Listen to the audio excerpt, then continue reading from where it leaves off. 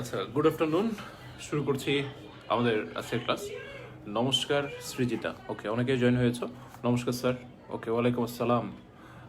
শেষ করছি আজকে এই টপিকটা শেষ করে আমরা এই কবিতাটা আজকে শুরু করতে যাচ্ছি। তো চলো শুরু করি।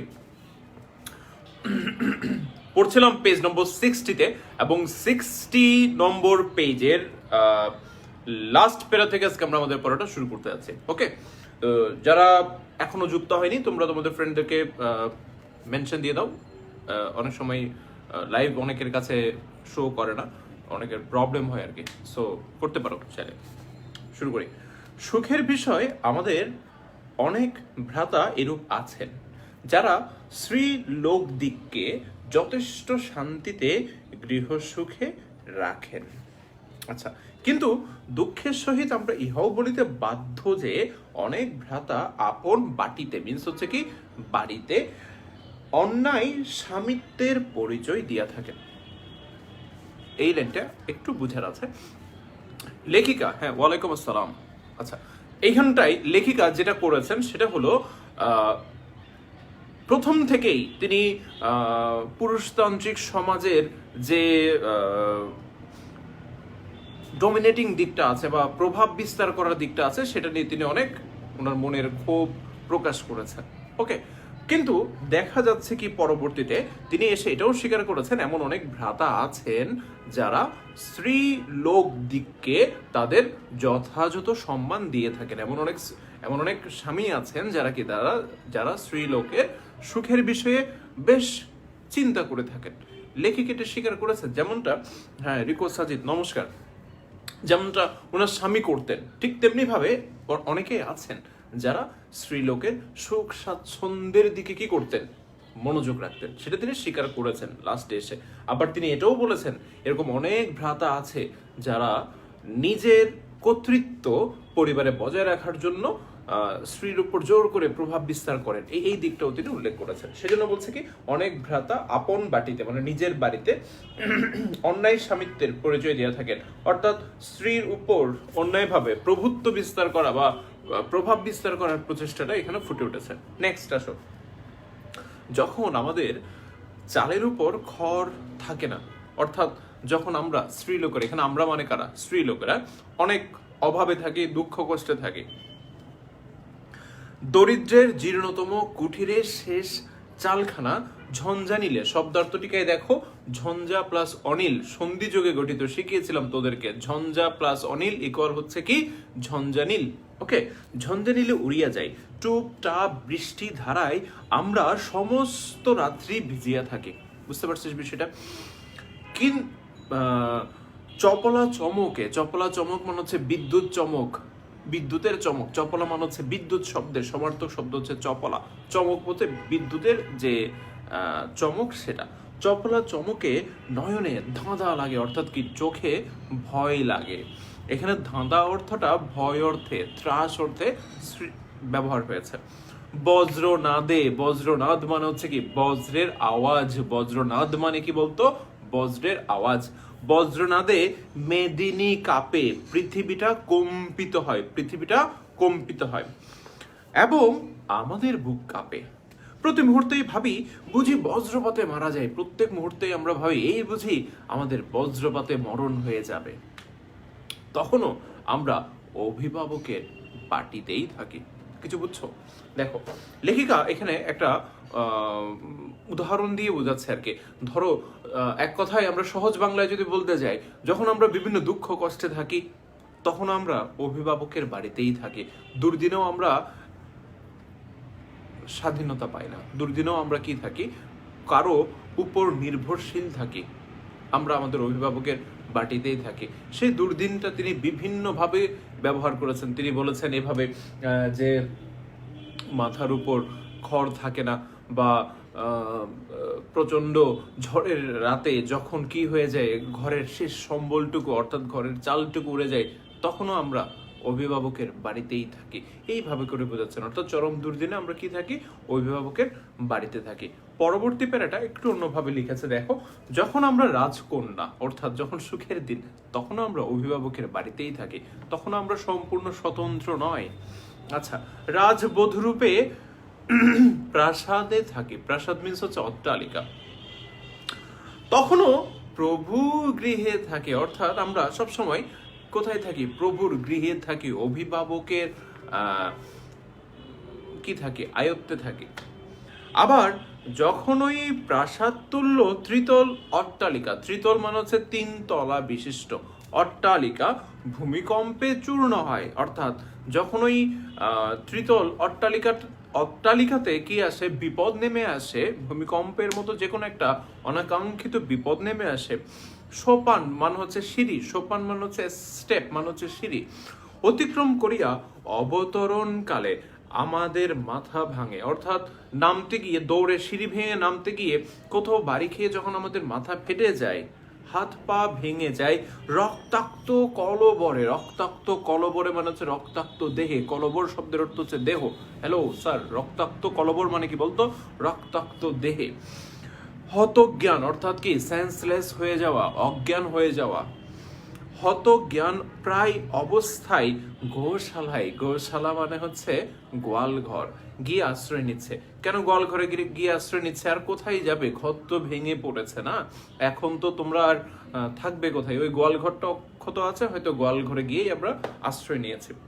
তখনও অভিভাবকের বাটিতেই থাকি, তখনও আমরা অভিভাবকের আওতায় থাকি, অর্থাৎ আমরা নারীরা আমাদের স্বকীয়তা বলে কোনো কিছু নেই, আমরা সুখে হোক দুঃখে হোক সবসময় কারো না কারো অধীনেই থাকি, আমরা সবসময় অভিভাবকের আওতায় থাকি। এটাই বলছে, আমাদের নিজের বাড়ি বলতে কোনো কিছুই নেই, এই অবস্থা।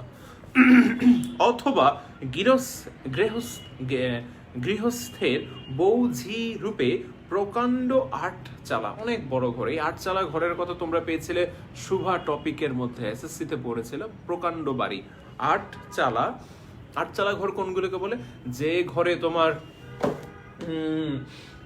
গোয়াল ঘর আলাদা থাকবে, রান্নাঘর আলাদা থাকবে, হ্যাঁ, তারপর বৈঠকখানা আলাদা থাকবে, তোমার মূল ঘর আলাদা থাকবে, হ্যাঁ, তারপর হচ্ছে তোমার এই তো মানে সবকিছু আলাদা আলাদা আলাদা আলাদা করে থাকবে, সেই ঘরগুলোকে আমরা কি বলি? 8 চালা ঘর বলে।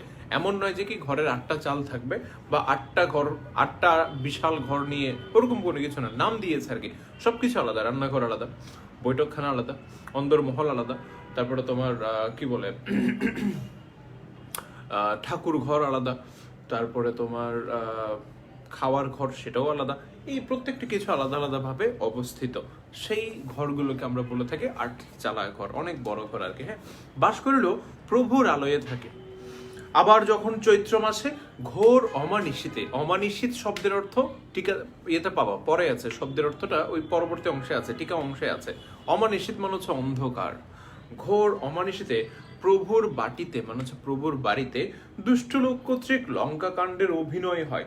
দুষ্ট লোক কর্তৃক লঙ্কাকাণ্ডের অভিনয়, এখানটায় মাথায় রাখবেন, অভিনয় বলতে আবার ওই যে মঞ্চায়ন টঞ্চায়ন কোনো কিছু নয়। অনেকেই এটাকে ভুলভাবে ব্যাখ্যা ক্রিয়েট করতে পারেন চাইলে, বাট করতে যাবেন না আপনি ভুলও, বিকজ অফ আপনি শব্দার্থটিকায় যাবেন, শব্দার্থটিকায় স্পষ্টভাবে লেখা আছে যে কি অসাধু লোক কর্তৃক বাড়িতে হামলা হওয়া, অসাধু লোক কর্তৃক কি বাড়িতে হামলা হওয়া। দেখো শব্দার্থটিকে লেখা আছে কিন্তু এখানে বাজে লোকের আক্রমণ, বাজে লোকের আক্রমণটাকে বোঝানো হয়েছে।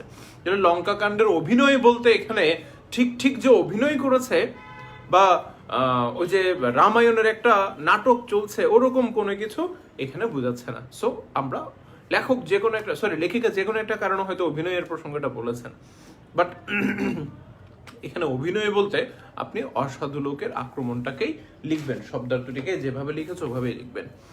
সব জিনিসপত্র ঘরগুলো দাও দাও করে, ওই যে ওরা এসে কি সবকিছু লুটপাট করে নিয়ে গেছে, ডাকাত পড়েছে, ডাকাত এসে সবকিছু লুটপাট করে দিয়েছে, আগুন লাগিয়ে দিয়েছে ঘরের মধ্যে। আমরা এক বসনে এক কাপড়ে প্রাণটি হাতে করিয়া কোনো মতে দৌড়াইয়া গিয়া দূরস্থিত মিন্স হচ্ছে দূরে অবস্থিত একটা কুল মানে হচ্ছে কুল গাছ তো চিনো, বড়ই গাছ, আমরা যে কুল খাই ওইটা আর কি। হ্যাঁ, কুল গাছ তলে দাঁড়াইয়া কাঁপিতে থাকি, ভয়ে কাঁপছি। তখনও অভিভাবকের বাটিতেই থাকি, অর্থাৎ আমরা যে কোনো পরিস্থিতিতেই কারো না কারোর উপর নির্ভরশীল। আবারও তিনি বোঝাচ্ছেন সেটা। এবার আসলেন তিনি বাড়ি শব্দের সংজ্ঞা কি, গৃহ শব্দের সংজ্ঞা কি। ইংরেজিতে হোম বলিতে যাহা বুঝায় গৃহ শব্দটি দ্বারা আমি তাহা বুঝাইতে চাই না। অর্থাৎ গৃহ শব্দের আবিধানিক অর্থ অনেক রকমের হয়, কিন্তু আমি সেই আবিধানিক ডিকশনারির ওয়ার্ডের মধ্যে আবদ্ধ থাকতে চাই না। আমি গৃহ শব্দের আরেকটু অন্তর্নিহিত তাৎপর্যটাকে বের করে আনতে চাই। আমি গৃহ শব্দের অন্তর্নিহিত তাৎপর্যটাকে বের করে আনতে চাই, সেই জিনিসটাকে একটু জানতে চাইছি বা বলতে চাইছি। লিখেন বা লিখবেন না, দাগাবেন এই লাইনটা। ওকে, শারীরিক আরাম এবং মানসিক, শরীরও শান্তি পেতে হবে, মনও শান্তি পেতে হবে। মানসিক শান্তি নিকেতন, নিকেতন মানে হচ্ছে আলোয়, মানে হচ্ছে আবাস। যাহা তাহাই গৃহ, অর্থাৎ যেখানে তুমি মানসিক এবং শারীরিক শান্তি পাবে সেটাকেই তুমি কি বলতে পারো? গৃহ বলতে পারো। বিধবা হইলে স্বামী গৃহ একরূপ বাসের অযোগ্য হয়। কোনো নারী যখন বিধবা হয়ে যায় তখন তার পক্ষে স্বামীর গৃহটা বসবাসের অনুপযুক্ত হয়ে যায়। এই যে বিধবাদের দুরবস্থার কথা আমরা প্রিভিয়াস ক্লাসে তোমাদেরকে বলে দিয়েছে, যে নারীর সব ধরনের নারীর মধ্যে বিধবাদের অবস্থা খুব খারাপ, এটা আমরা অলরেডি তোমাদের সাথে ডিসকাস করেছি। হতভাগিনী তখন পিতা বা ভ্রাতার শরণাপন্ন হন এবং ওখানে গিয়ে তাকে দূর ছাইস হয়ে থাকতে হয়, কারণ বাবা তো আর আজীবন থাকেন না। ভাই হয়তো স্নেহ করেন, কিন্তু ভাতৃবধূ অতটা স্নেহ তাকে করেন না, তাই দূর ছাইস হয়ে তাকে কোনোভাবে ওই বিধবা রমণীকে তার বাপের বাড়িতে থাকতে হচ্ছে। একটা হিন্দি প্রবাদ আছে, ঘর কি জ্বলি বন মে গি, বন মে লাগি আগ, আগ মানে হচ্ছে আগুন। অর্থাৎ ঘর জ্বলে গিয়েছে তাই আমি বন মে গিয়া গেই, বন মে গেই, আমি হিন্দি খুব একটা ভালো পারি না, তো বন মে গেই কথাটার অর্থ হচ্ছে বনে চলে গেছে, ঘরে আগুন লেগে গেছে তাই আমি বনে চলে গেছি। এখন বনও আগুন লেগেছে, বন বন মে মিন্স হচ্ছে বনে, লাগি মিন্স হচ্ছে লেগেছে, আগ মানে হচ্ছে আগুন, বনেও এখন আগুন লেগেছে। বন বেচারা কি আগ করে, বন বেচারার দোষ কি? কর্মে মে, কর্মে মে বলতে এখানে বুঝিয়েছে আমার কর্মে মানে কর্মফলে, মানে কপালে লাগি আগ, আমার কর্মফলে অর্থাৎ আমার কপালেই কি লেগেছে, আগুন লেগেছে। এটার ব্যাখ্যাটা নিচে লিখে দিয়েছে। অর্থাৎ গৃহ দগ্ধ হয়ে বনে গেলাম, ঘরে আগুন লেগেছে, আমি এখন কোথায় গেলাম? বনে গেলাম। এখন আমার এতই কপাল খারাপ, বনও আগুন লেগেছে, বনে আগুন লাগিল। বলছে বন বেচারার আর কি দোষ, আমার কপালেরই তো দোষ, আমার কপালেই আগুন লেগেছে, তাই আমি যেদিকেই যাচ্ছি সেদিকেই আগুন লাগছে। বাংলায় একটা কথা আছে, অভাগা যেদিকে যায় সেদিকে সাগর শুকিয়ে যায়। আর লেখিকা একটু অন্যভাবে বলতে চাচ্ছেন হয়তো, অভাগী যেদিকেই যায় সেদিকে আগুন জ্বলিয়া যায়। তাই আমার কপালেই আগুন আছে, তাই সেজন্য আমি, আমার ঘরে আগুন লেগেছে, এখন আমি বনে গেছি, বনেও আগুন লেগেছে। অর্থাৎ আমি এতই অভাগী, আমার যাওয়ার আর কি কোনো স্থান নাই, এভাবেই বলছেন। যা হোক, তাই বলি গৃহ বলতে আমাদেরও একটি পর্ণ কুটির নাই, পাতার কুটিরও নাই।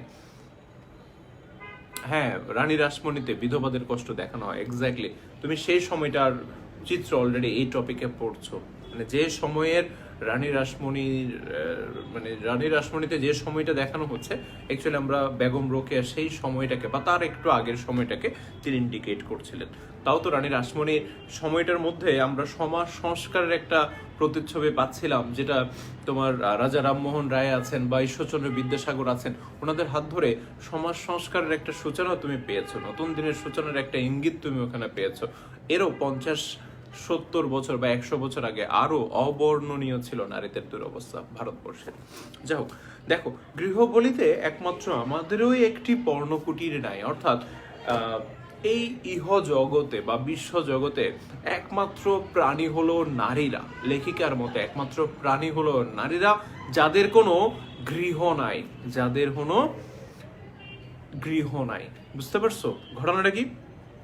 বলছে পশু পাখিরও একটা গৃহ আছে, ওখানে ওদের কি রয়েছে? স্বচ্ছন্দ বিচরণ রয়েছে।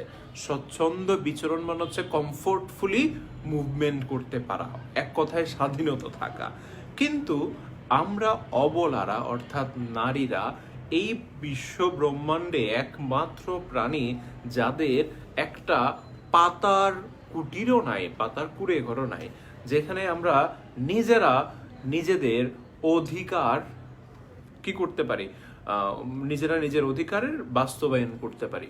ওকে, তিনি মনের আক্ষেপ প্রকাশ করে বলছেন, প্রাণী জগতে কোনো জন্তুই আমাদের মতো নিরাশ্রয়া নহেন। এখানে নিরাশ্রয়া বলতে এমন তিনি বুঝাননি যে আচ্ছা মহিমা কি বললাম,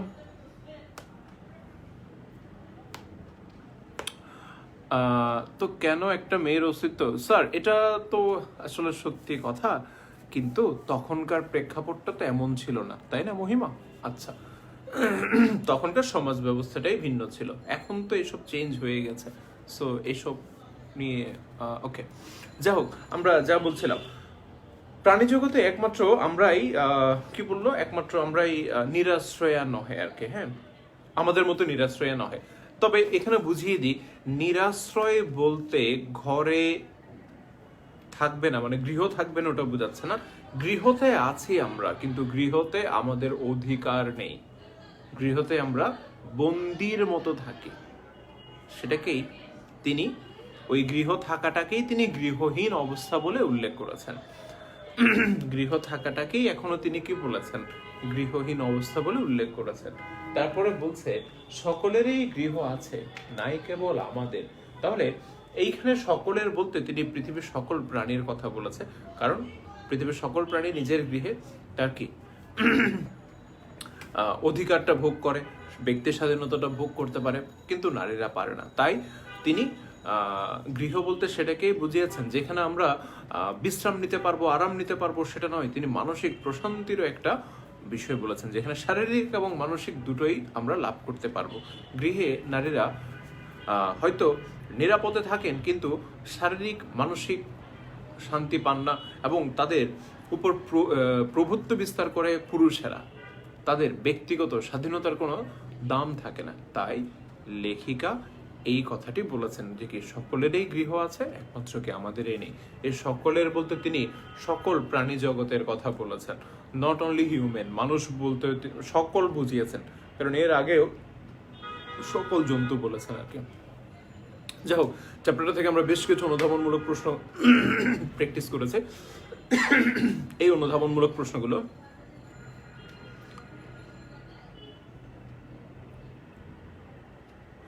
আচ্ছা আচ্ছা ওকে, রানী রাসমণি আর কথা দরকার নেই, বাদ দাও, পড়াতে আসো। হ্যাঁ, যা বলছিলাম, আমাদের এই টপিক থেকে আমরা বেশ কিছু অনুধাবন প্র্যাকটিস করেছি।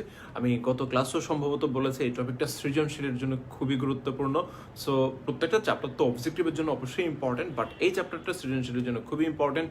সো এটা একটু সৃজনশীলের জন্য ভালো মতো পড়বা, এবং এখানে কি কি দিক ফুটে ওঠে আমরা তোমাদের সাথে আলোচনা করেছিলাম, ওই দিকগুলো একটু তোমরা নিশ্চয়ই লিখেছো। এই যে এই দিকগুলো কি তোমাদেরকে বলেছিলাম কিনা একটু বলো তো, যে পারিবারিকভাবে নারীর অসহায়ত্বের স্বরূপ সমাজ ও পরিবারে, এই বিষয়গুলোকে আমি লিখে দিয়েছিলাম কিনা একটু আমাকে জানাও। যদি লিখে দিয়ে থাকি তাহলে দু একজন ইয়েস বললে আমি বুঝবো, বা দু একজন নো বললে আমি বুঝবো, তাহলে লিখে দিব। এই যে জিনিসগুলো বললাম, পারিবারিকভাবে নারীর অসহায়ত্বের স্বরূপ, সমাজ ও পরিবারে পুরুষের আধিপত্যের স্বরূপ, এই যে বিষয়গুলো লিখেছিলাম কিনা, এগুলো হচ্ছে উদ্দীপকের বিষয়, এগুলো থেকেই উদ্দীপক আসে, বেশিরভাগ সময় আসে আর কি, বুঝতে পেরেছো? Okay, thank you. জি স্যার, নিহাল জানাচ্ছে আমাদেরকে। Okay, Lovely Barua, thank you thank you thank you. তাহলে আর কাউকে লিখতে হবে না। রুনা লাইলা আইডি থেকে বলছেন yes sir, thank you. Ruma Das অর্থাৎ অগ্নিলা সম্ভবত বলছে ইয়েস স্যার। ওকে, অর্ণব ধর, থ্যাংক ইউ স্যার, আর লিখতে হবে না, আমি বুঝতে পেরেছি। ওকে, প্রান্তদীপ, থ্যাংক ইউ।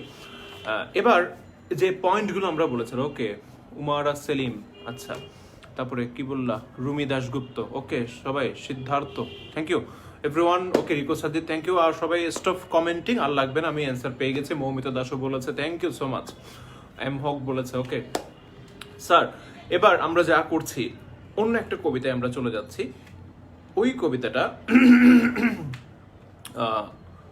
মোটামুটি সহজ আছে, এটা থেকে সৃজনশীল আসার সম্ভাবনা কম, তাও আমরা প্র্যাকটিস করব, কারণ কোনখান থেকে কি আসে আমরা বলতে পারছি না আর কি। হ্যাঁ, চলেন আমরা ওই টপিকে চলে যাই। আর এই টপিক নিয়ে যদি কারো কোনো কোয়েশ্চেন থাকে, গৃহ নিয়ে যদি কারো কোনো কোয়েশ্চেন থাকে, চাইলে করতে পারো আমাকে।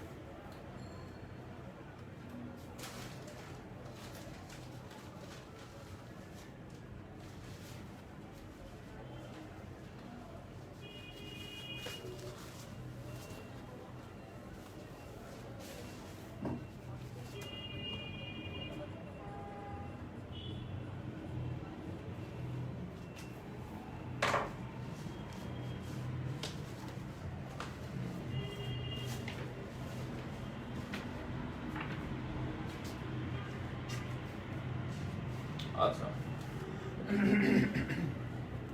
কবিতার নামেই বুঝতে পারছো যে কবিতার বিষয়বস্তু কি।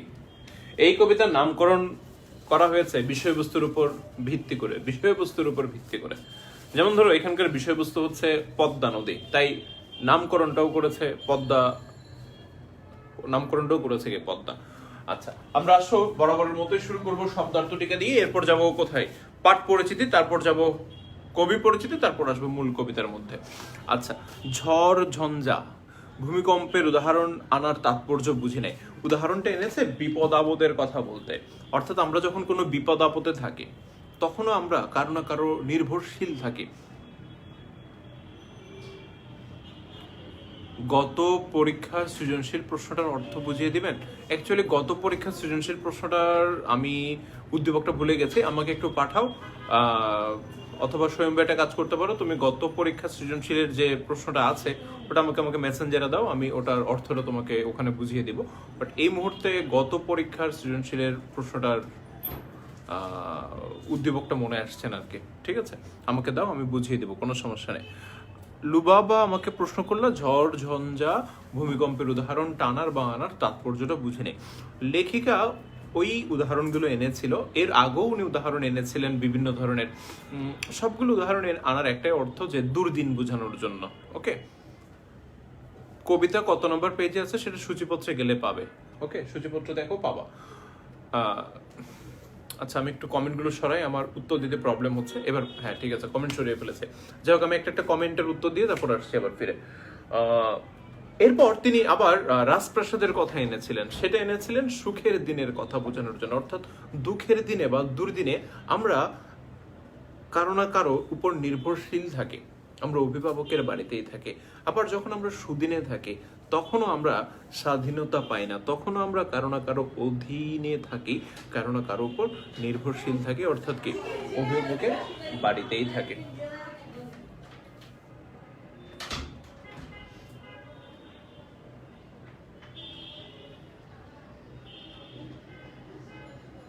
এই শোনো, তোমাদের পরীক্ষা কি কি টপিকের নেওয়া হয়নি একটু আমাকে বলো তো। পরীক্ষা কি কি টপিকের উপর নেওয়া হয়নি, মানে আমাদের শেষ কিন্তু পরীক্ষা নেওয়া হয়নি, এটা ছাড়া, গৃহটা ছাড়া আর কি কি নিয়ে পরীক্ষা দেওয়া হয়নি একটু আমাকে বলো।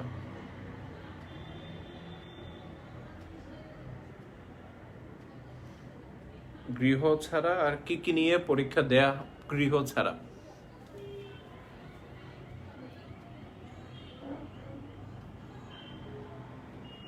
আচ্ছা, একটু আমাকে বলো যে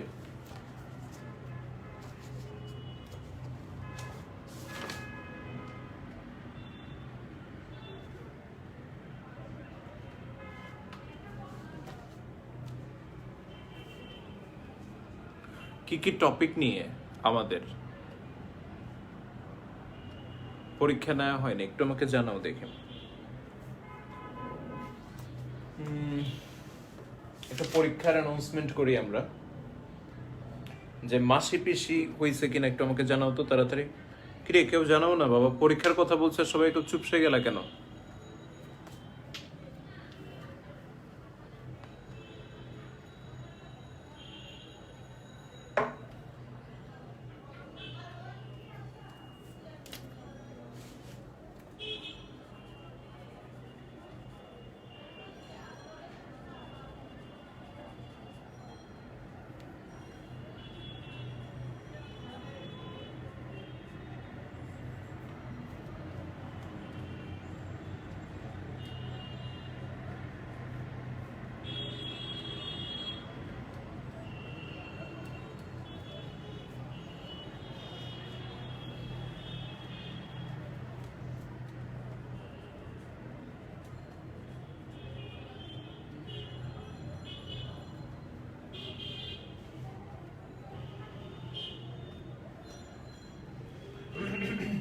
একটু আমাকে জানাও যে কি কি টপিকের উপর মানে পড়িয়েছে কিন্তু পরীক্ষা নেওয়া হয়নি। আমার পথ, থ্যাংক ইউ।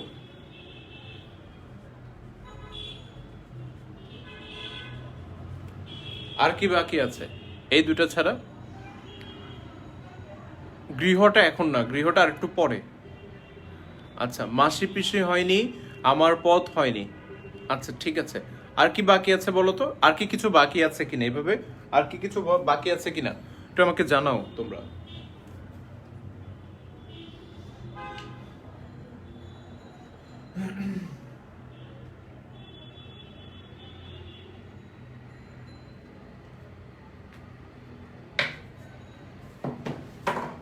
তাহলে আমি একটু তোমাদের সাথে কথা বলি।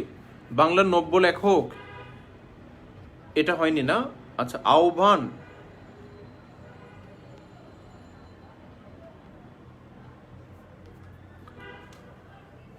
মানব কল্যাণ তো পড়ানোই হয়নি। আমার পথ কি হয়ে গেছে নাকি? আচ্ছা, আমার পথ তাহলে হয়ে গেছে, আমার পথ কি হয়ে গেছে না? মানব কল্যাণ এখনো পড়ায়নি স্যার। বাংলার নব্য লেখকদের প্রতি নিবেদন, আমার পথ হয়ে গেছে। আচ্ছা ঠিক আছে, তাহলে এটা দিই।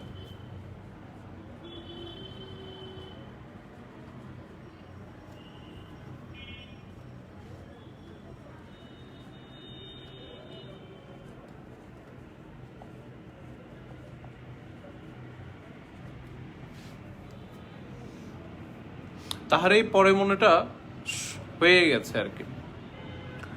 সহপাঠটা শুধু গল্পটা বললে পরীক্ষায় সুবিধা হতো। আচ্ছা, চেষ্টা করব সহপাঠ নিয়ে ক্লাস নেওয়ার জন্য। অঙ্কন দাস, আপাতত আমাদের মেইন টপিকগুলো আমরা পড়ি আর কি। ইন জেনারেলি আমরা সহপাঠ পড়াই না আর কি, বুঝতে পেরেছো? তারপর আমরা চেষ্টা করব যে সহপাঠ নিয়ে কিছু ক্লাস নেওয়ার জন্য, কারণ সহপাঠ একবার শুরু করলে আমাদের আর কিছু করতে হবে না। সহপাঠ আমরা সচরাচর পড়াই না, সচরাচর না, কোনো বছর পড়াইনি। আচ্ছা, আমার পথ হয়ে গেছে আমরা বাদ দিয়ে ফেলেছি স্যার। তাহারই পরমাণু হয়ে গেছে, মাসি পিসি, মানব কল্যাণ এখন আমরা পড়াইনি তোমাদেরকে, বুঝতে পেরেছো? হয়তো কলেজে বা অন্য কোথাও পড়িয়েছে। আহ্বানটা খুব সম্ভবত আমরা নিয়েছিলাম, আহ্বান পরীক্ষাটা খুব সম্ভবত আমি নিয়েছি। বিদ্রোহী কবিতা কখন পড়াবো? বিদ্রোহী কবিতা একটু সময় লাগবে স্যার, বিদ্রোহী কবিতা একটু কঠিন আছে, এটা লেকচারটা রেডি করতে হবে, সময় লাগবে। বিদ্রোহী কবিতাটা ওটা অনেক কঠিন আছে, এটা লেকচার রেডি করতে একটু সময় লাগবে। আচ্ছা, মাসি পিসি হয় না এই বলছে, লিখে নিয়েছি আমরা। আচ্ছা ঠিক আছে, আহ্বানও হয়ে গেছে, তাহলে এই দুটো নিয়েই থাকুক পরীক্ষা। আচ্ছা, পরীক্ষার সময় হচ্ছে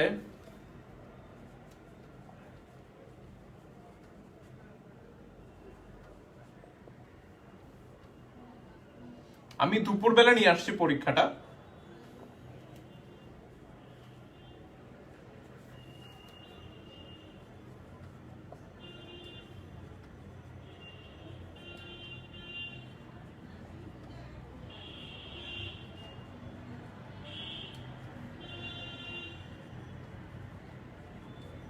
আচ্ছা, আমরা পরীক্ষার সময়টা একটু বুঝে নিই সবাই।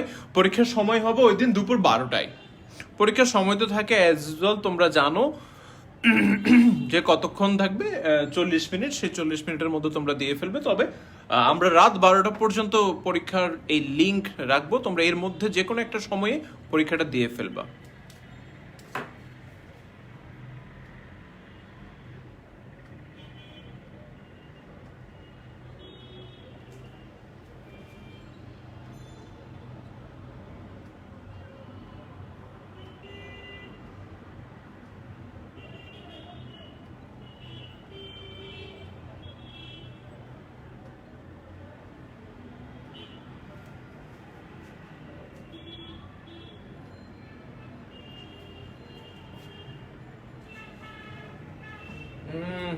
আর উল্টাপাল্টা কমেন্ট করবা না।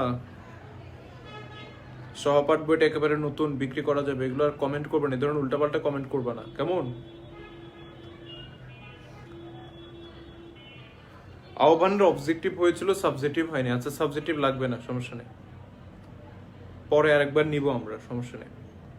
আর শুনো, তোমাদের আমরা আর কিছুদিন পরে আর কি, বুঝতে পারছো, আর কিছুদিন পরে একটা 100 নম্বরের পরীক্ষা নেব। যতটুক হয়েছে তার উপর ভিত্তি করে একটা 100 নম্বরের পরীক্ষা নেব।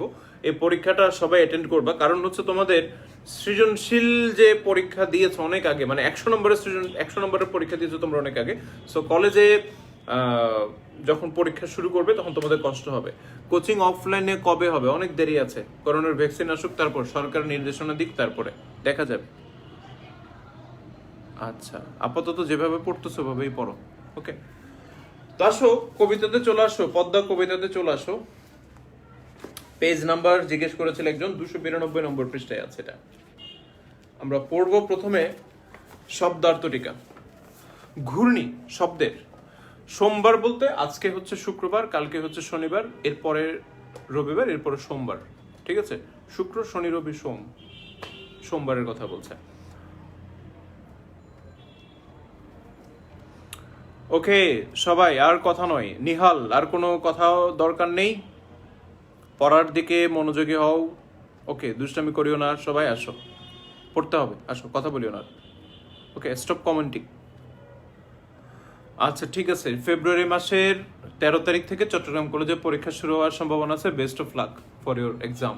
ঠিক আছে, বিভিন্ন কলেজে পরীক্ষা শুরু হবে, তো যে যেখানে যে অবস্থায় আছো ওই অবস্থায় পরীক্ষা দিয়ে দিও, সমস্যা নেই। আসো, কলেজে কলেজের মতো করে পরীক্ষা নেবে, আমরা আমাদের মতো করে চলবো। অনলাইনে 100 নম্বর হবে, জানাবো। এগুলো নিয়ে আর কথা বলিও না। আসো, আপাতত পড়ায় মনোযোগী হও, বাড়তি বিষয় আলোচনা বেশি হয়ে যাচ্ছে। স্টার্ট। ঘূর্ণি, আমি কমেন্ট সরিয়ে দিচ্ছি, সো আর কেউ কমেন্ট করলে আমি দেখতে পাচ্ছি না, so thank you for your commenting. আর কমেন্ট করিও না, আমি কমেন্ট দেখতে চাচ্ছি না বা দেখছি না। ঘূর্ণি, ঘূর্ণি শব্দের অর্থ হচ্ছে জল বা বায়ুর প্রচন্ড আবর্তন। আবর্তন শব্দের অর্থ হচ্ছে ঘূর্ণন। আবর্তন শব্দের অর্থ কি বলতো? ঘূর্ণন। অ্যাকচুয়ালি এখানে ঘূর্ণিঝড়কে বুঝিয়েছে বা সাইক্লোন জাতীয় বিষয়কে বুঝিয়েছে, ঘূর্ণিঝড় বা সাইক্লোনকে বুঝিয়েছে। সমুদ্রের স্বাদ, আচ্ছা, সমুদ্র ভ্রমণের অভিজ্ঞতা। সমুদ্রের স্বাদ বলতে বুঝিয়েছে কি বলতো? সমুদ্র ভ্রমণের অভিজ্ঞতাকে বুঝিয়েছে। আফটার দ্যাট আমরা এখানে পাচ্ছি তারপরে জলদস্যু। অ্যাকচুয়ালি আমরা তো জানি জলদস্যু কারা। যে দস্যু নদী বা সমুদ্র পথে ডাকাতি করে তাকে আমরা কি বলি? জলদস্যু বলে। যে দস্যু কি করে বলতো? তোমার নদী বা সমুদ্র পথে ডাকাতি করে তাকে আমরা জলদস্যু বলি। হারমাদ, আচ্ছা, হারমাদ হচ্ছে একটা বাহিনীর নাম। হারমাদ হচ্ছে কি একটা বাহিনীর নাম, জলদস্যু বাহিনীর নাম। পর্তুগিজ জলদস্যু, পর্তুগিজ এবং মগ জলদস্যু এরা একসাথে, পর্তুগিজ এবং মগ জলদস্যুরা একসাথে একটা বাহিনী গড়ে তোলে। এই বাহিনীটা চট্টগ্রাম থেকে শুরু করে সন্দ্বীপ, এই যে নৌ রুট ছিল, এই রুটে ওরা ডাকাতি করত। চট্টগ্রাম বন্দরে বিভিন্ন বাণিজ্য জাহাজ আসতো, ওরা করতো কি তোমার ওই জাহাজগুলোতে আক্রমণ করতো, আক্রমণ করে ওখানের যত মালামাল আছে সবকিছু লুট করে নিয়ে যেত। যারা ওখানে থাকতো, ওই বাণিজ্য তরিতে যারা থাকতো আর কি, সবাইকে ওরা বন্দি করে নিয়ে যেত, ওদেরকে অত্যাচার করত, ওদের থেকে মুক্তিপণ দাবি করত। অনেককে মুক্তিপণ না পেলে অনেকে দাস হিসেবে বিক্রি করে দিত। তখন কিন্তু দাস কেনা বেচা ছিল, যে সময়ের কথা বলছি আমরা। যাই হোক, এবং ওরা খুব দুর্ধর্ষ ছিল, খুবই দুর্ধর্ষ ছিল। এদেরকে পরাজিত করতে অনেক কষ্ট হয়েছিল। ইভেন এদেরকে পরাজিত করতে গিয়ে মোগল সম্রাটেরও অনেক হেনস্থা বা অনেক কাঠখড় পোহাতে হয়েছিল। এই হচ্ছে কথা আর কি। তো যাই হোক, এই যে জলদস্যু, এদের হারমাদ জলদস্যু নিয়ে, হারমাদ জলদস্যু নিয়ে সুনীল গঙ্গোপাধ্যায় স্যারের অসাধারণ একটা বই আছে, জলদস্যু উপন্যাসটা। এই উপন্যাসটা চাইলে ক্লাসিক উপন্যাস, এই উপন্যাসটা চাইলে খুব ছোট উপন্যাসটা, দামও খুব কম, 100 টাকার মতো নেই। এই বইটা তোমরা অনলাইন অর্ডার করে ফেলতে পারো চাইলে। খুবই মানে থ্রিলিং একটা উপন্যাস, যে হারমাদ জলদস্যুরা একজন ওরা হারমাদ জলদস্যুরা কি করতো দেখো। হারমাদ জলদস্যুরা করতো কি, ওরা যে শুধু নৌ পথে অ্যাটাক করতো তা না, ওরা করতো কি বিভিন্ন সমুদ্র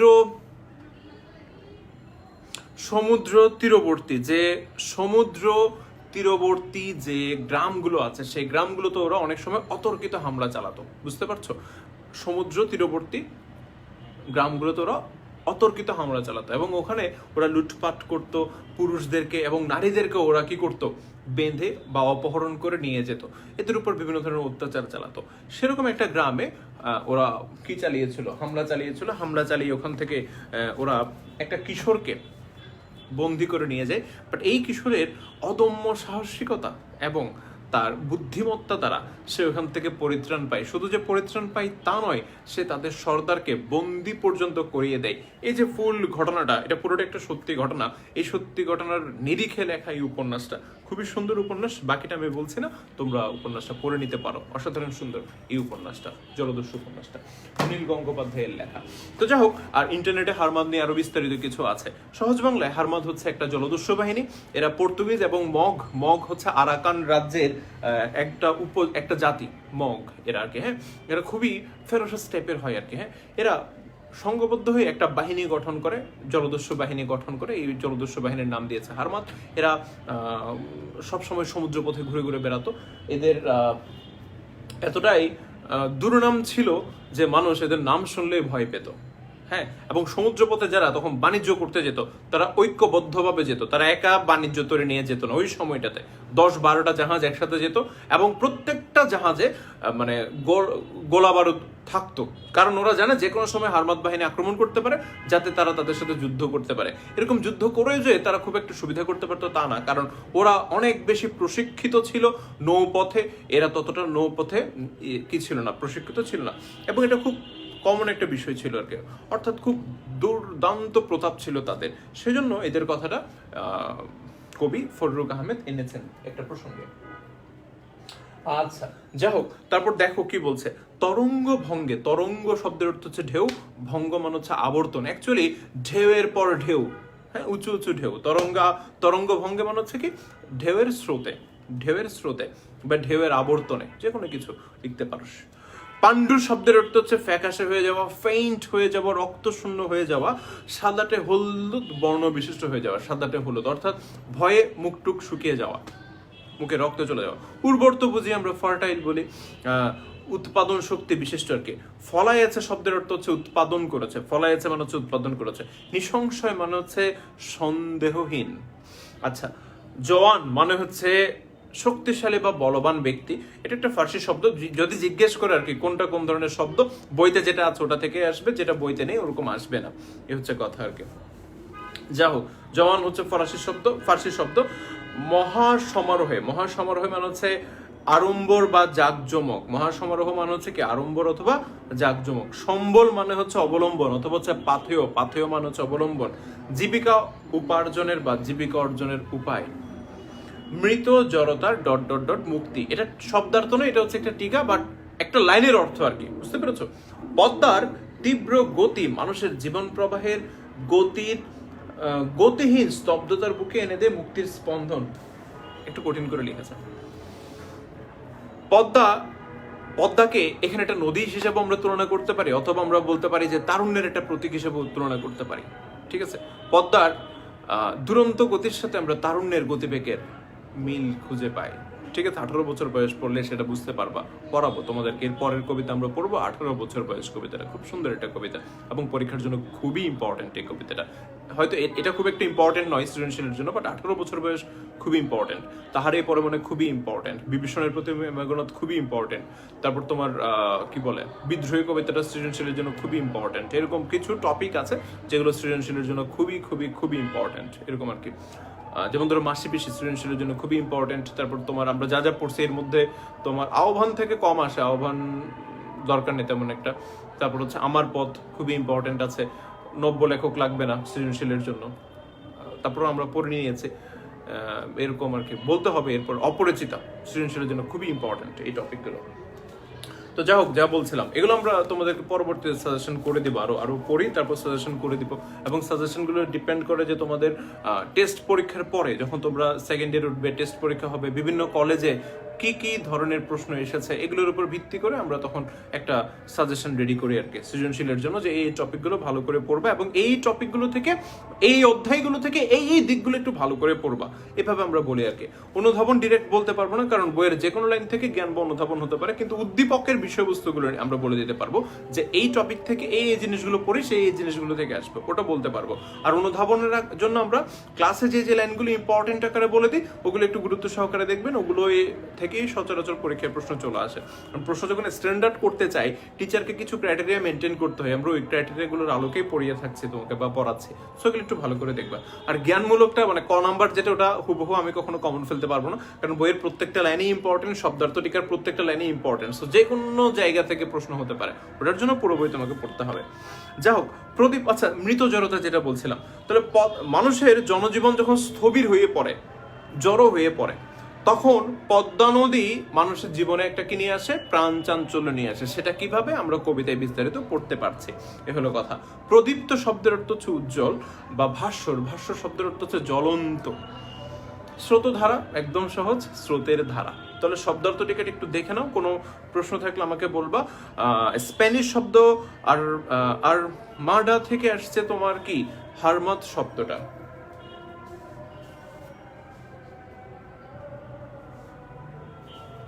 না, দিঘি ওভাবে আসবে না, ওভাবে আসবে না, কয় জায়গায় ছিল, ওভাবে আসবে না।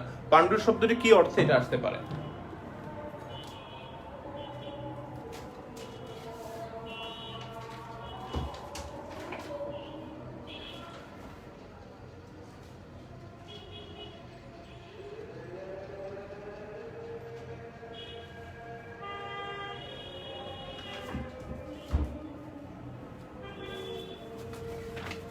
আচ্ছা, মূল কবিতা না, পাঠ পরিচিতিতে আসো সবাই। পাঠ পরিচিতির মধ্যে কি বলছে দেখো।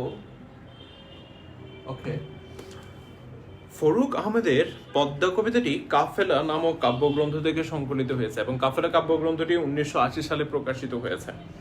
কাফেলা কাব্যে মোট 7টি সনেট আছে, এবং এই সংকলনভুক্ত কবিতার 5 নম্বর সনেট হচ্ছে এই কবিতাটি। 5 নম্বর সনেট হচ্ছে এই কবিতাটি। আচ্ছা, নদীমাতৃক বাংলাদেশে ছড়িয়ে আছে অসংখ্য নদী, তার মানে এই পদ্মা কবিতাটা পদ্মা নদীকে নিয়েই লেখা। এইসবের মধ্যে পদ্মা হচ্ছে সর্ববৃহৎ। আমরা জানি বাংলাদেশ হচ্ছে নদীমাতৃক দেশ, এবং এই দেশের জালের মতো ছড়িয়ে ছিটিয়ে আছে অসংখ্য নদী। এই নদীগুলোর এক একটা নাম, বাহারি তাদের নাম, বাহারি তাদের প্রকার, বা বাহারি তাদের বৈশিষ্ট্য। এবং এই সবগুলো নদীর মধ্যে সর্ববৃহৎ এবং সব থেকে বিধ্বংসী যে নদীটা, সেটার নাম হচ্ছে পদ্মা নদী। পদ্মা কবিতায় নদীর 2টা রূপ প্রকাশিত হয়েছে। পদ্মার একটা কল্যাণময়ী রূপ আছে, আবার একটা কি বিধ্বংসী বা ধ্বংসাত্মক রূপও আছে, যেটা আমরা ঝর্ণার গান পড়ানোর সময় এসএসসিতে বলেছিলাম। নদীর কি রয়েছে, গতিময়তা রয়েছে, ঝর্ণারও গতিময়তা রয়েছে, নদীর স্রোতধারা আছে, ঝর্ণারও স্রোতধারা আছে। কিন্তু নদীর থেকে ঝর্ণার বেশ কিছু পার্থক্য আছে। নদীর সৌন্দর্যের থেকে ঝর্ণার সৌন্দর্য অনেক গুণ বেশি। আমি একবারও বলছি না যে নদীর সৌন্দর্য খারাপ বা কম, নদীর সৌন্দর্য আছে, কিন্তু নদীর থেকে ঝর্ণার সৌন্দর্য অনেক বেশি।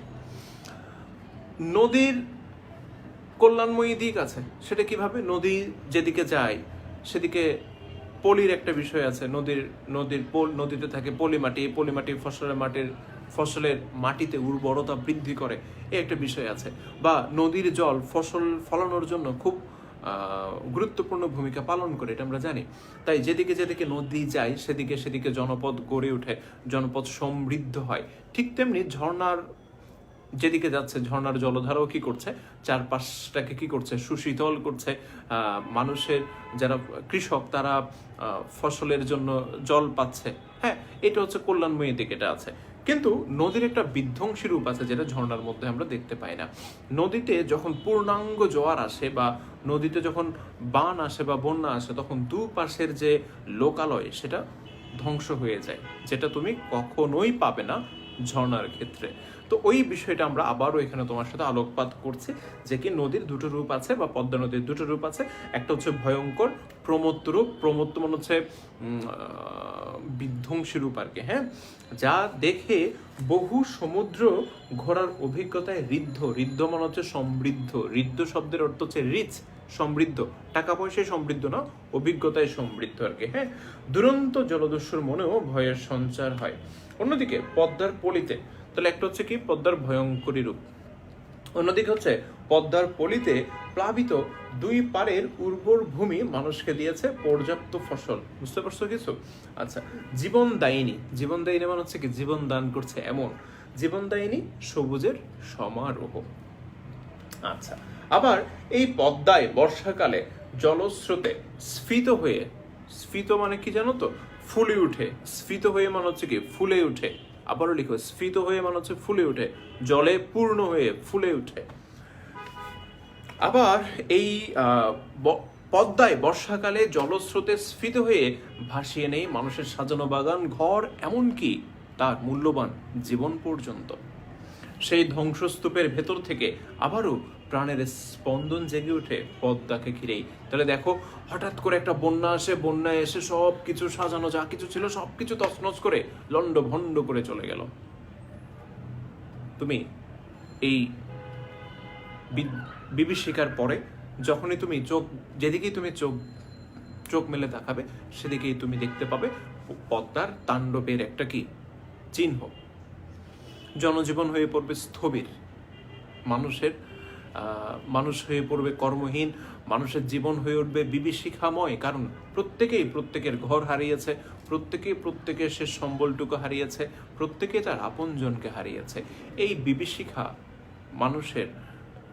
বিভীষিকা থেকে বের হয়ে আসতে মানুষের সময় লাগবে, কিন্তু মানব জীবন থেমে থাকবে না। কারণ পদ্মার দুই পারের মানুষের জীবন হচ্ছে সংগ্রামে পরিপূর্ণ, এবং ওই মানুষগুলো জন্মগতভাবেই সংগ্রামের সাথে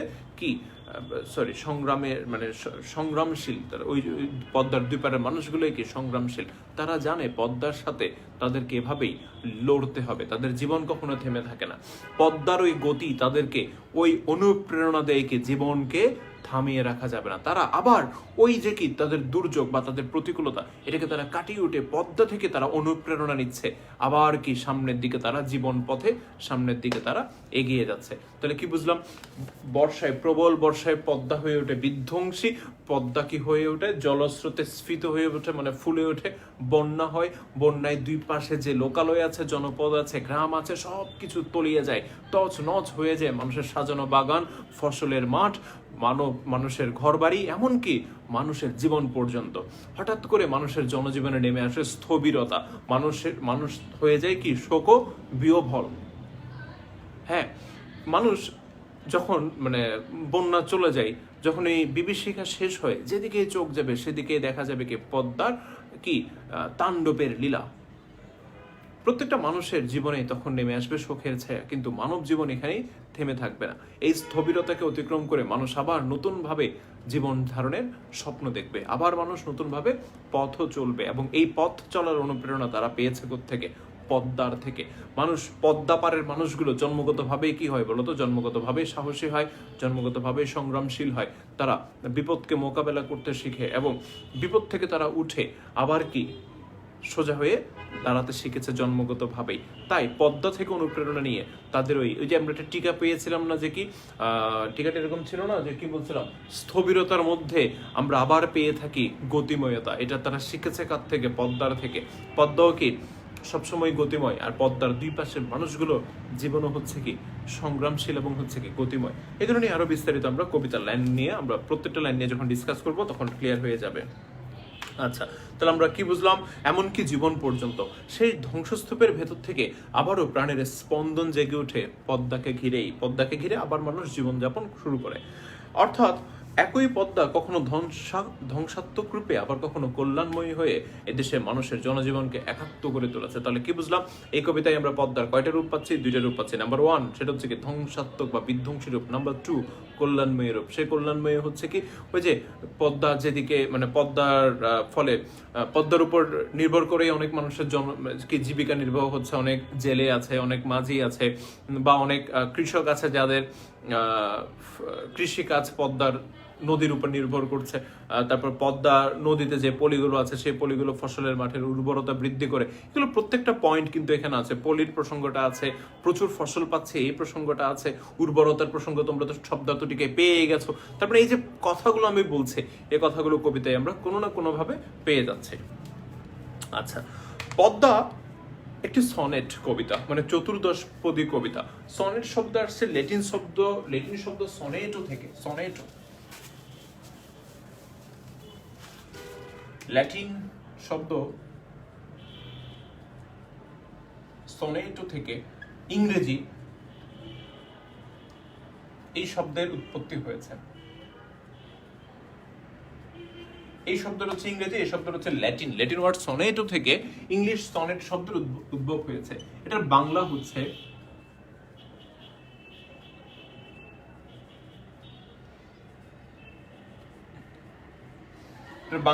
কি চতুর্দশপদী কবিতা। মানে কয়টা লাইন থাকবে? 14টা লাইন থাকবে।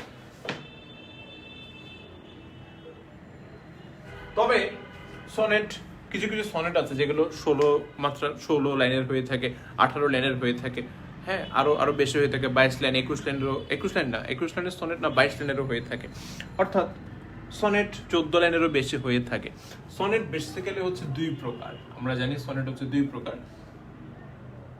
সনেট দুই প্রকার, একটা হচ্ছে পেত্রার্কীয়, আর একটা হচ্ছে শেক্সপিয়রীয়।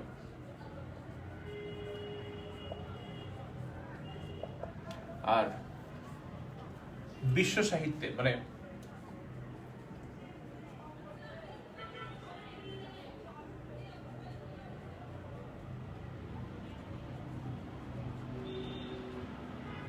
প্রথম সনেট প্রবর্তন করেন কে? এই ভদ্রলোকের নাম হচ্ছে পেত্রার্ক, ফ্রান্সিসকো পেত্রার্ক। হ্যাঁ, ফ্রান্সিসকো পেত্রার্ক প্রথম সনেট যিনি লিখেন তার নাম হচ্ছে ফ্রান্সিসকো পেত্রার্ক। বুঝতে পারছো? আচ্ছা, তো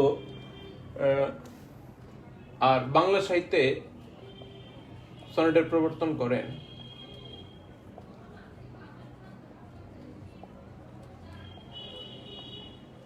আমরা সবাই জানি, ওনার নাম মধুসূদন দত্ত। উনি বাংলা সাহিত্যে, আর উনি হচ্ছেন কি বিশ্ব সাহিত্য। অর্থাৎ সবার আগে করেন পেত্রার্ক, এরপর ওনার থেকে ইন্সপায়ার হচ্ছে এটা। হোয়াটএভার, পেত্রার্কীয় এবং শেক্সপিয়রীয়। পেত্রার্কীয় হচ্ছে ওল্ড স্টাইলে লেখা আর কি। হ্যাঁ, উনি বলছেন 14 লাইনে হতে হবে, এবং 14 লাইনের মধ্যে দুইটা মাত্রা থাকতে হবে, একটা হচ্ছে অষ্টক, একটা হচ্ছে ষষ্ঠক। এটা হচ্ছে পেত্রার্কীয় ঢঙে। বাট শেক্সপিয়র সেই ঢঙে না গিয়ে একটু ডিফারেন্ট ভাবে কবিতাগুলো লিখেছেন। তিনি মিনোবিন্যাসগুলোকে একটু চেঞ্জ করে দিয়েছেন। তাহলে শেক্সপিয়র হচ্ছে একটু আপডেটেড। এই কবিতায় আমরা শেক্সপিয়রীয় প্রভাবটা দেখতে পাই। এই কবিতায় আমরা কোন ঢঙে রচিত বলে আমরা দেখতে পাচ্ছি? শেক্সপিয়রীয় ঢঙে আমরা রচিত বলে দেখতে পাচ্ছি।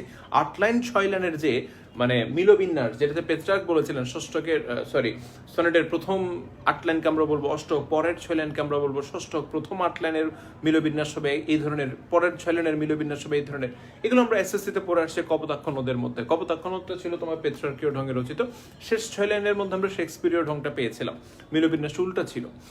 আর এই কবিতাটা আমরা পুরোটাই পাচ্ছি শেক্সপিয়রীয় ঢঙে রচিত। কেন সেটা আমরা বুঝতে পারছি যে 8 লাইন 6 লাইনের যে মিলবিন্যাস সেটা নাই। শেক্সপিয়র সেই নীতি থেকে বা সেই ধারা থেকে বের হয়ে এসেছিলেন। তিনি এভাবেও বলেছিলেন যে কি সনেট যে শুধু 14 লাইনের হতে হবে এমনটা নয়। সনেটে লাইন যত সংখ্যা হবে, মাত্রা সংখ্যাও ঠিক তত হবে। হ্যাঁ, তাই এটা 14 লাইনের হতে হবে এবং 14 মাত্রায় হতে হবে, এটা বলেছিলেন পেত্রার্ক। আর শেক্সপিয়র বলছেন না, এটা 14 মাত্রায় না হয়ে 14 মাত্রার না হয়ে মাত্রা একটু বাড়তেও পারে। যেমন এই কবিতায় আমরা 14 মাত্রা পাবো না, এই কবিতায় পাবো আমরা 18 মাত্রা। এই 18 মাত্রাটা কিভাবে আমি তোমাদেরকে সেটা দেখিয়ে দিব, একটু পরে দেখিয়ে দিব, এই কবিতা পড়ার সময় দেখিয়ে দিব। এবং কবিতায় একটা ইন্টারেস্টিং জিনিস আছে, তোমাদের প্রতি একটা ছোট্ট ভুল আছে, এই ভুলটা তোমরা বের করতে পারো কিনা একটু দেখিয়ে দিব তোমাদেরকে। আচ্ছা আসো, তারপর কি বলছে দেখো। 3 পংক্তিযুক্ত কবিতাটা আমরা বুঝতে পারছি একটু আপডেট, মানে একটু লেটেস্ট স্টাইলে লেখা, অর্থাৎ কি শেক্সপিয়র স্টাইলে লেখা। তাই বলছে 3 পংক্তি, পংক্তি মান হচ্ছে লাইন, পংক্তি মান হচ্ছে কি লাইন। 3 পংক্তিযুক্ত 4টি স্থবক আছে। উনি বলেছেন স্থবক থাকবে 2টা, উনি বলছেন 2টা না, বেশি থাকতে পারে, ইচ্ছা, তোমার ইচ্ছা, তুমি সাজাবা।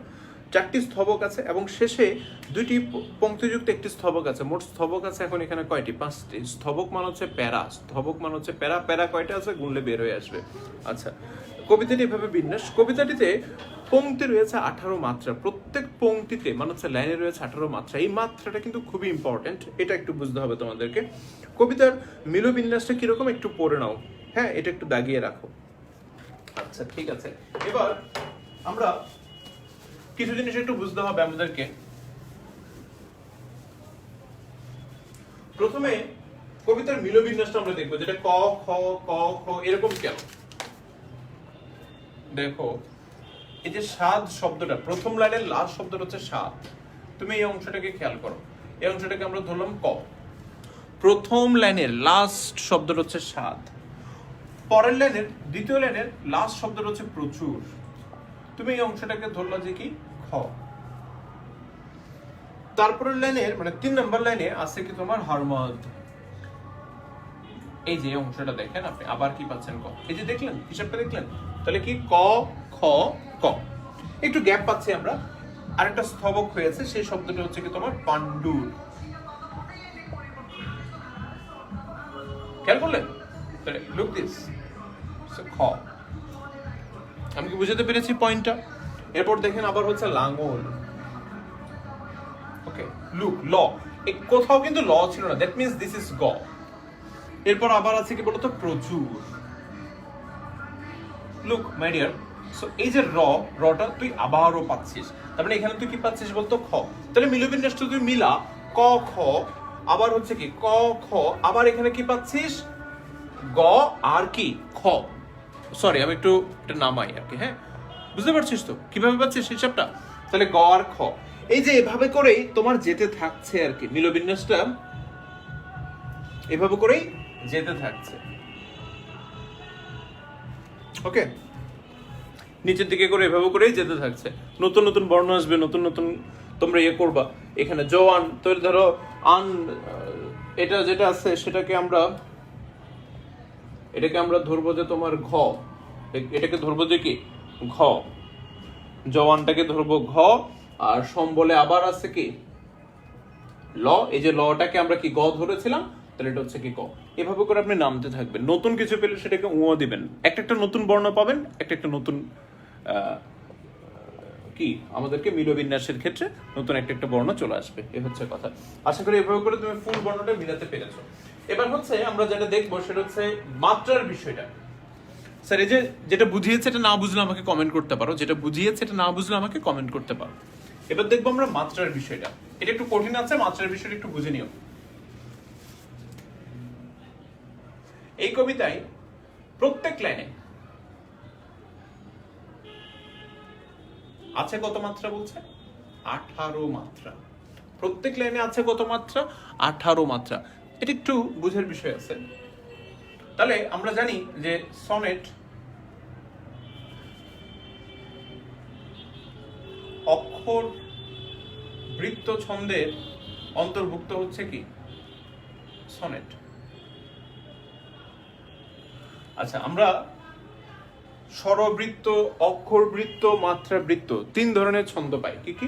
স্বরবৃত্ত, মাত্রাবৃত্ত, অক্ষরবৃত্ত 3 ধরনের ছন্দ পাই। এই 3 ধরনের ছন্দের মধ্যে সনেট কিসের অন্তর্ভুক্ত? অক্ষরবৃত্ত ছন্দের অন্তর্ভুক্ত। ছন্দ 3 প্রকার, এই 3 প্রকারের মধ্যে একটা হচ্ছে অক্ষরবৃত্ত, এই অক্ষরবৃত্তের মধ্যে অন্তর্ভুক্ত হচ্ছে কি সনেট। এগুলো নিয়ে আবার যদি বিস্তারিত আলোচনা করতে চাই আমাকে ক্লাস ওদিক দিয়ে ধাবিত করতে হবে। আপাতত আমরা একটু সংক্ষেপে কিছু জিনিস একটু জেনে নিই, যেটা না জানলেই নয়। আচ্ছা, তো অক্ষরবৃত্ত ছন্দের একটা মাত্রার একটা বিষয় আছে, মাত্রার একটা বিষয় আছে। সেই মাত্রাটা কিভাবে আমরা কাউন্ট করি সেটা কার? অক্ষরবৃত্ত ছন্দের। আচ্ছা, মাত্রার ক্ষেত্রে আমরা জানি যখন মুক্তাক্ষর থাকবে, আচ্ছা যখন মুক্তাক্ষর থাকবে তখন আপনাকে ধরতে হবে 1 মাত্রা, আর যখন বদ্ধাক্ষর থাকবে, হ্যাঁ বদ্ধাক্ষরের ক্ষেত্রে আবার একটু সমস্যা আছে, বদ্ধাক্ষর 2 জায়গায় থাকতে পারে।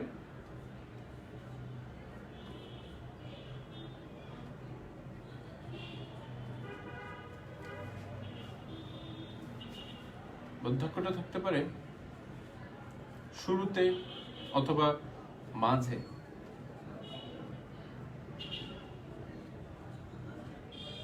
তখন হচ্ছে 1 মাত্রা, আর যদি শেষে থাকে তখন হচ্ছে কি তোমার 2 মাত্রা।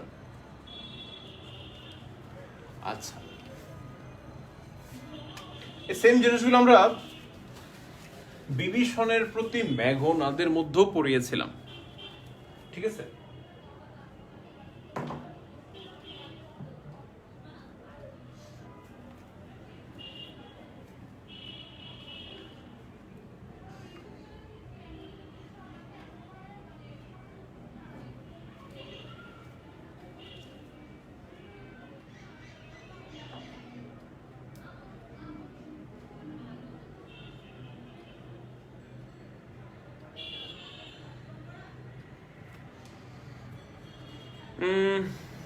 শেষের লাইনটার মিলবিন্যাস উঁ কিভাবে?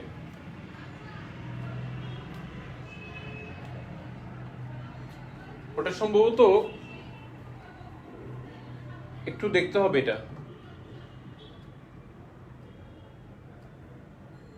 আচ্ছা, খুব সম্ভবত এখানে একটা ভুল আছে আর কি। হ্যাঁ, মিলবিন্যাসের এখানে খুব সম্ভবত একটা ভুল আছে, একটু দেখতে হবে আমাকে। হ্যাঁ, মিলবিন্যাসে আমার মনে হচ্ছে একটু ভুল আছে। র কে প্রথমে খ, চতুর্থ স্তবকে উঁ কেন?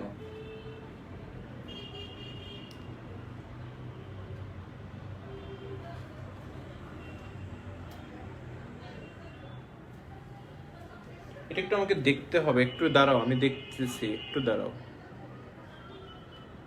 একটা গন্ডগোল আছে।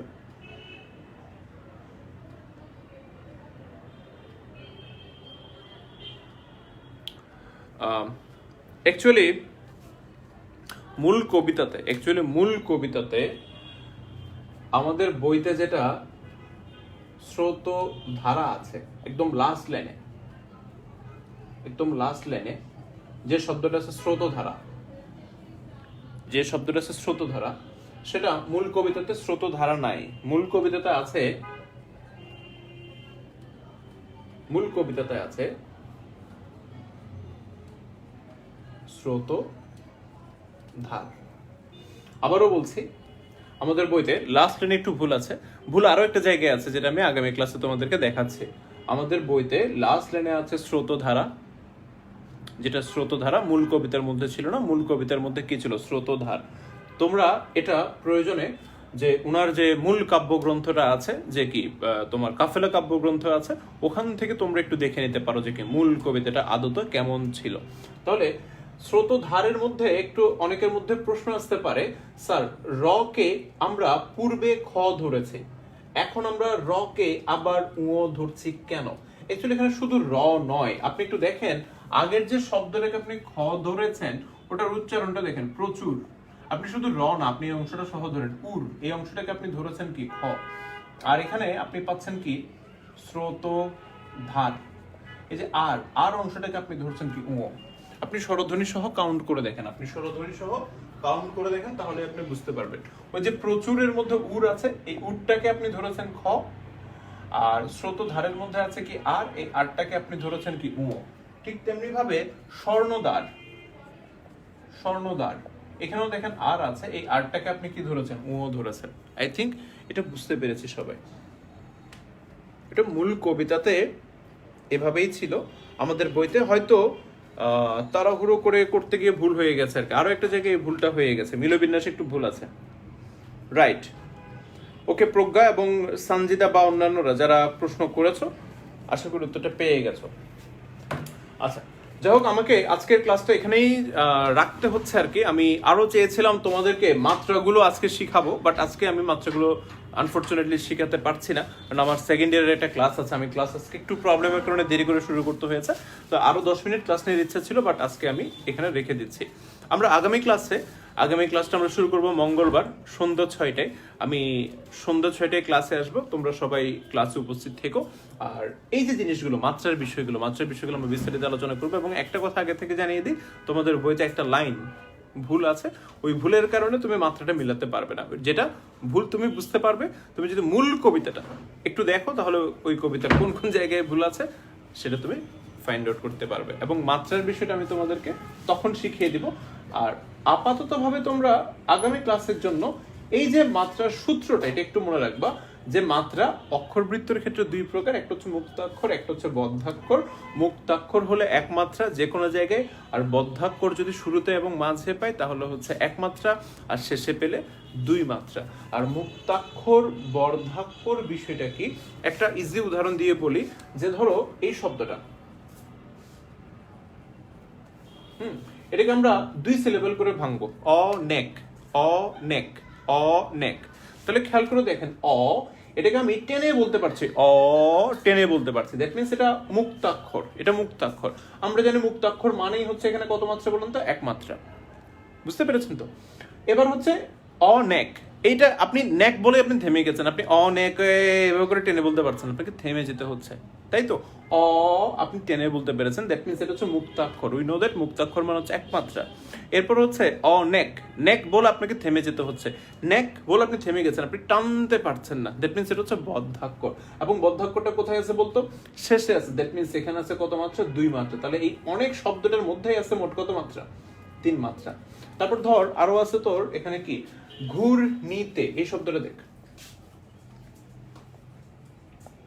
আমি সিলেবল ভাঙি, ঘূর্ণিতে, ঘূর্ণিতে কয়টা অংশ? 3টা অংশ। ঘূর, ঘূর হচ্ছে বদ্ধাক্ষর, ঘূর হচ্ছে বদ্ধাক্ষর, আর টানতে পারতেছি না, তাই এটা হচ্ছে বদ্ধাক্ষর, কিন্তু শুরুতে আছে, তাই এটাকে বললাম আমরা একমাত্রা।